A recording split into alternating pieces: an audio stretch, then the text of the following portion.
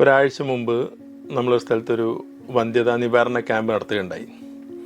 അപ്പോൾ അതിൽ ഏകദേശം ഒരു 60-70ഓളം പേര് പങ്കെടുത്തു. ആ പങ്കെടുത്തതിൽ കൂടുതലും സ്ത്രീകളുടെ ഏജ് 40 വയസ്സിന് മുകളിലാണ്. ഞാൻ എന്ത് വീഡിയോ ചെയ്യാനുള്ള കാരണം എന്ന് വെച്ചാൽ, അതിലൊരു സ്ത്രീ 2 സ്ത്രീകളായാലും മെനോപോസ് ആയത്, അതായത് മെൻസസ് നിന്ന സ്ത്രീകൾ 50 വയസ്സുണ്ട്.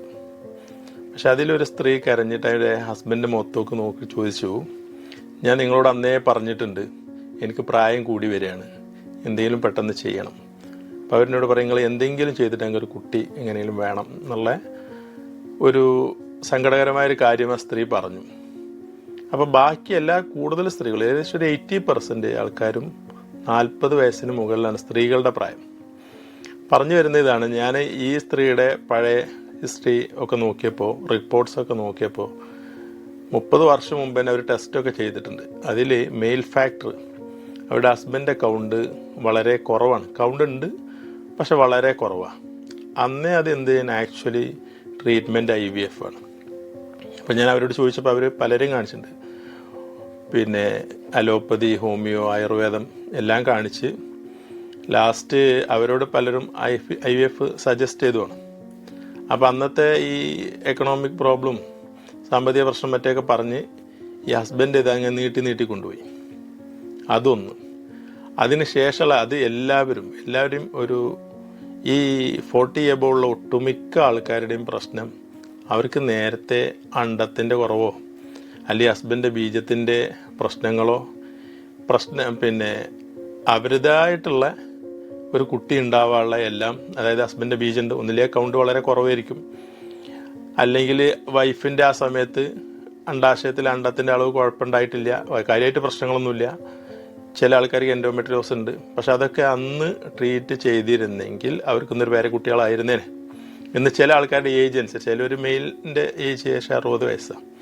അപ്പോൾ ഞാൻ പറഞ്ഞു വന്നത്, ഒട്ടുമിക്ക ആൾക്കാരും വെറുതെ ഡിലേ ആക്കിയിട്ട്, അവർക്കറിയാം കല്യാണം കഴിഞ്ഞു 1 വർഷം കഴിഞ്ഞിട്ട് ആവാത്തപ്പോൾ സ്പേം മെയിൽ ഫാക്ടർ കൂടുതലായി കണ്ടത്.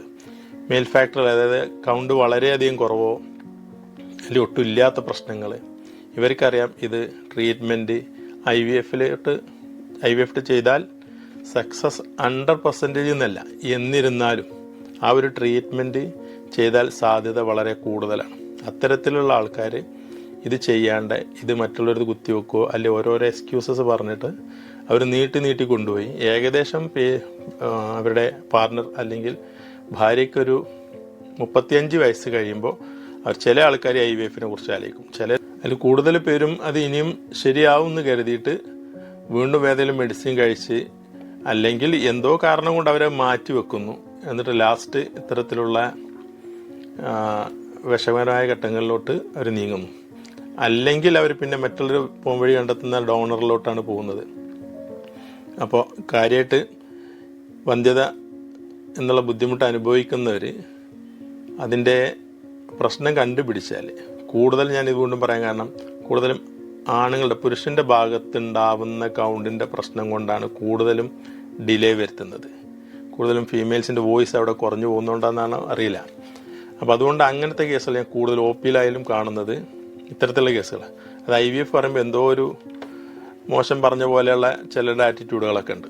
അപ്പോൾ അതുകൊണ്ട് സ്വന്തം കുഞ്ഞ് എന്നുള്ള കാര്യമാണെങ്കിൽ എത്രയും പെട്ടെന്ന് അവർ അത്തരത്തിലുള്ള ട്രീറ്റ്മെൻറ്റ്, നിങ്ങൾക്ക് ഉറപ്പാണ് കൗണ്ട് പ്രശ്നമാണ്, കാരണം വളരെ മരുന്ന് കുറേ കഴിച്ചു നോക്കി ഒട്ടും ശരിയാവുന്നില്ല എങ്കിൽ IVF എന്നുള്ളത് നല്ല ഓപ്ഷനാണ്. ഇനി ഒട്ടും കൗണ്ട് ബീജം പുറത്തോട്ട് വരാത്ത ആൾക്കാരതാണെങ്കിൽ, മറ്റുള്ള ഹോർമോൺസൊക്കെ നോർമലാണെങ്കിൽ ഇപ്പോൾ ടെസ്റ്റിസിൽ നിന്ന് കുത്തിയെടുത്തിട്ട് ആ ബീജം കൊണ്ട് IVF ചെയ്യാൻ പറ്റും.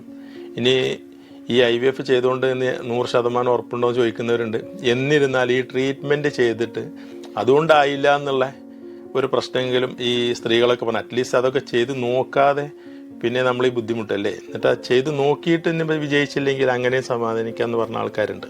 അല്ലാത്ത പക്ഷം എല്ലാവരും ഈ ഡോണർ മറ്റുള്ളവരുടെ അണ്ടവും ബീജമൊക്കെ എടുത്തു വെച്ച് പിന്നെ ഫ്യൂച്ചറിൽ എന്താവും ഇതിനെക്കുറിച്ച് ആലോചിക്കുന്ന ആൾക്കാരുണ്ട്.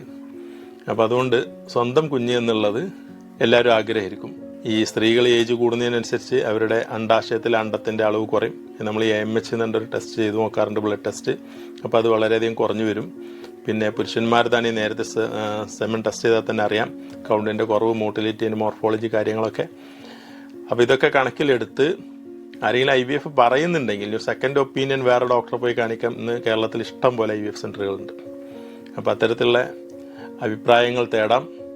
അപ്പോൾ അതുകൊണ്ട് ട്രീറ്റ്മെൻറ്റ് വൈകിപ്പിക്കരുത് എന്നാണ് എനിക്ക് കഴിഞ്ഞൊരു ക്യാമ്പിൽ ഏകദേശം 10-60 പേരെ കണ്ടപ്പോൾ എനിക്ക് മനസ്സിലായത്.